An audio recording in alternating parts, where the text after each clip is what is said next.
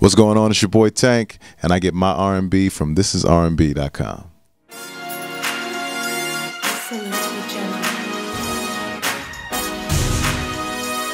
Just the idea of the record was I wanted to make something that was classic but also current at the same time. Like I wanted it to be a record that had a nostalgic moment, but at the same time it was just fresh. It would be new.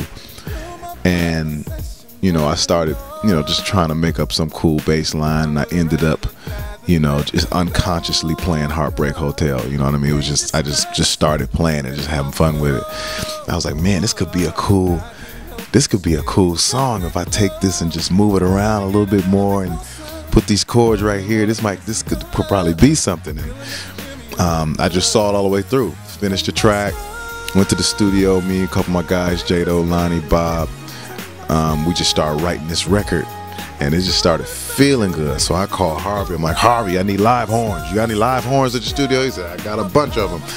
Go to his studio, get some live horns, and he mixes this thing like, Harvey mixed this record like his life depended on it or something. I don't know what was going on, but his mix mind was intact, and he mixed it, and they sent that record back, man, and it just sounded like a movement. It sounded like the right thing at the right time, and we pressed the button. So we're moving.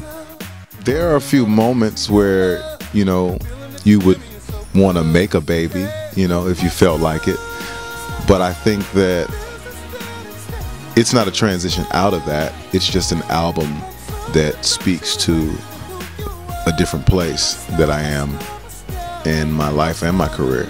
I've always made music either in the midst of a storm or getting ready to go into one.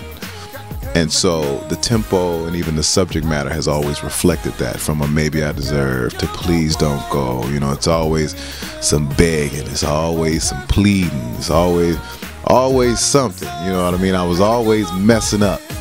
And my music reflected that, me trying to get my woman back, or me trying to keep my woman. And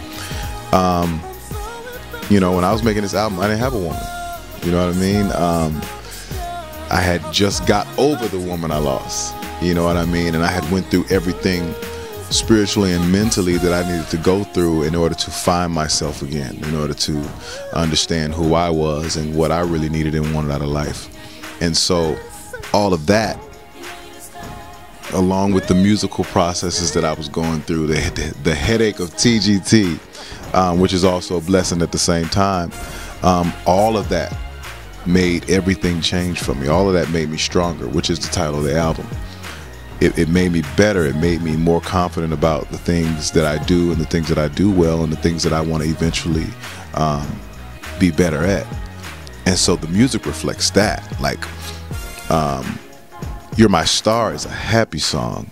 You know what I mean? It celebrates a woman with some tempo. You know what I mean? It celebrates a woman in the falsetto. You sing to a woman in a falsetto, you really like her. You know what I'm saying? Because most men don't go to the woman voice. You know what I'm saying? They stay in the man, they stay in the chest in order to talk about it. You know what I'm saying? But I went to the woman voice. You're my star. I'm all up there with it. You know what I'm saying? That means it's all out in the open. I'm vulnerable, and I think that in this space that I am, I'm having more fun with music. I'm having more fun in life, and that deserves some tempo. You know what I mean? R&B deserves that energy, and I think that energy appeals to more people. I'll go back to the beginning. I have this You're My Star record, and I'm at the point where I'm like, you know what? I'm gonna do this real music thing. I'm gonna take people back, and I'm gonna make them remember why they fell in love with music. And I walk into Jerry Wonda's studio, and I'm there to record the vocals on You're My Star. I had this session sent from LA, and I'm like, I want to sing it in here.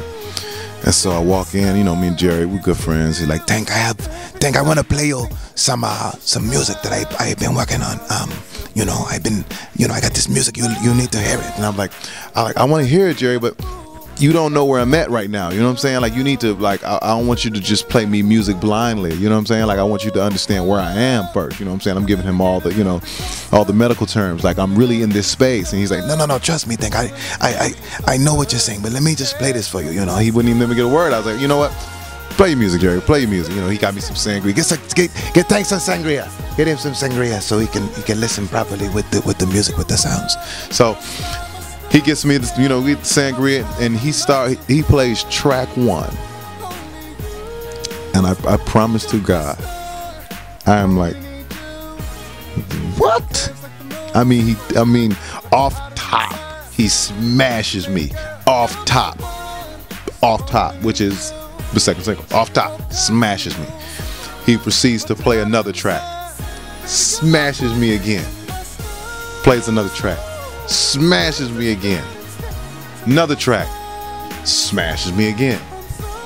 And I'm like, you have the entire body of my album sitting in your laptop right now, and you don't even know it.